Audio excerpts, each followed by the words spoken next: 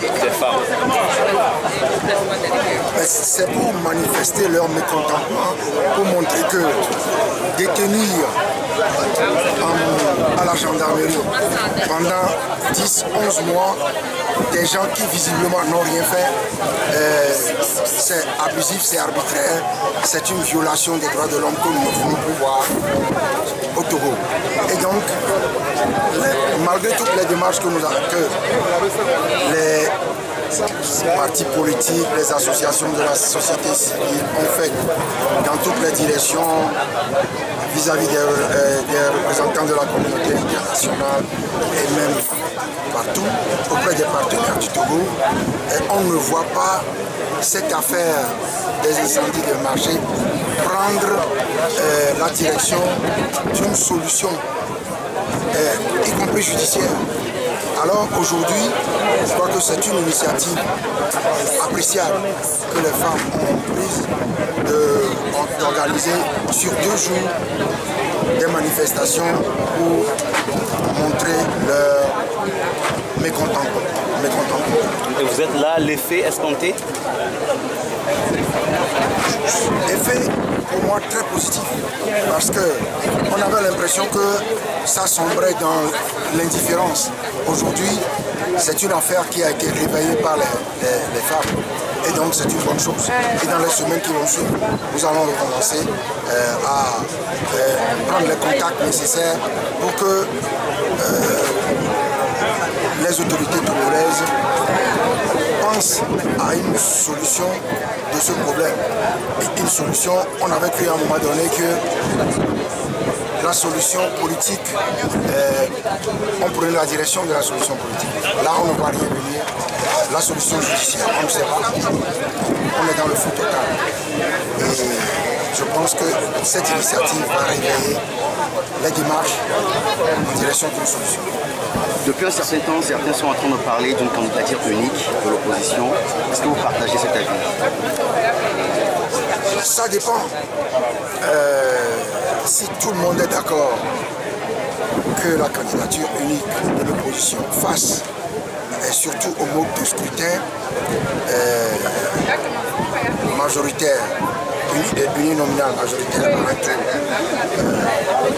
si la candidature unique peut régler le problème en se basant sur des critères objectifs, peut régler le problème.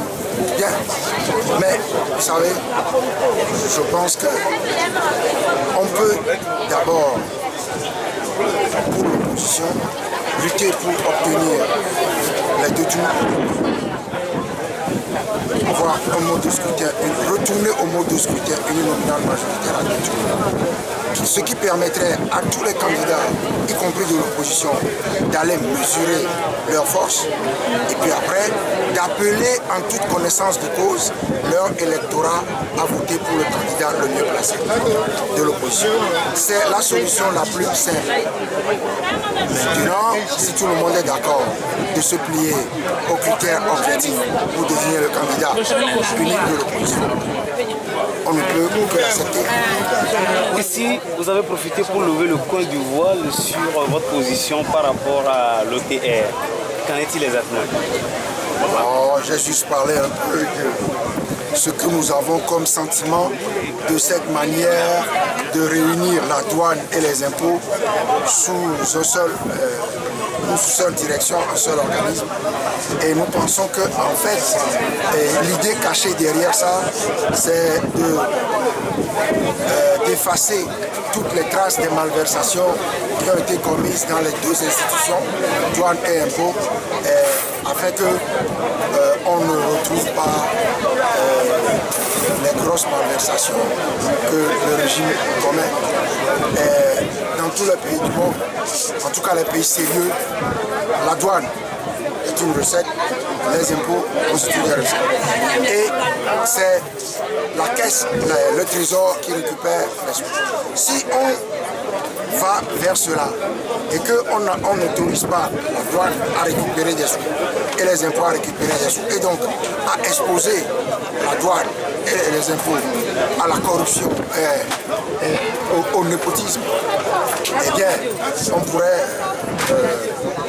Et ça pourrait résoudre le problème plutôt que de prétendre que certains pays africains, notamment le Rwanda, ont adopté cela. C'est Monseigneur Odro qui disait comparaison n'est pas raison. Alors on nous dit que l'opposition est appelée à rencontrer le pouvoir. Qu'est-ce qui sera dit concrètement? Vous êtes des journalistes, vous voulez toujours qu'on parle. Avant, attendez d'abord, quand nous irons là-bas, faites-nous confiance. Et puis après, quand on reviendra, on vous dira ce qu'on a dit là-bas. De toute façon, si on est invité à parler des locales, on dira ce qu'il faut pour que les élections soient transparentes. Merci. Je vous en prie.